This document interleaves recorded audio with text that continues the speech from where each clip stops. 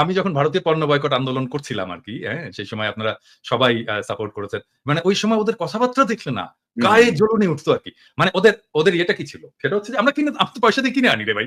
সমস্ত পণ্য ইন্ডিয়ান পণ্য তো আমরা পয়সা দিয়ে কিনে আনি। ওরা তো দয়া করে আমাদেরকে দান করতেছে না। ওদের বিষয়টা হচ্ছে কি? ওদের চাওয়াটা কি?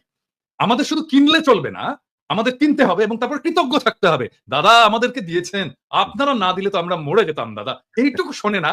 সেইজন্য ওদের গায়ে জ্বলুনি ধরে। এবং আমার শুনে এমন মেজাজ খারাপ দাদা হতো। ওইদিন যদি একটা কোনদিন ওইদিন ওদের দেশের একটা চ্যানেলেই আপনার করতেছে। ওই যে ওই পাগলার চ্যানেল, ওই যে মলম বিক্রেতার চ্যানেলে, হ্যাঁ?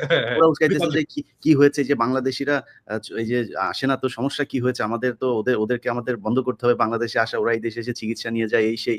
পাশের থেকে আরেকটা আবার দৌড়ে আসছে, বুঝছেন? খাওয়া হাগা সব বন্ধ করে দেবেন নাকি আমাদের? হাসতে হাসতে বলছেন ওদের যে অবস্থা খারাপ। আমরা দাদা যদি খালি চীন, পাকিস্তান, এদিকে ২ দেশের সাথে যদি পাকিস্তানের চিকিৎসা ব্যবস্থাও অনেক ভালো। এবং চীন, যেটা আমি যে ইয়েটা দেখলাম, এখানে আপনার ওদের একটা হসপিটালের একটা ফ্লোর ওরা বাংলাদেশের জন্য ছেড়ে দিতে চাইছে। এবং চীনের মানুষের যেই চিকিৎসার যে খরচ, তার চাইতেও তারা কম নিবে। তারপর চিটাগাং এর সাথে একটা বোধহয় স্পেশাল ওরা একটা রুটও করতেছে ফ্লাইটের জন্য, যেহেতু আমাদের মানে স্থলপথে যাওয়ার সুযোগ নাই।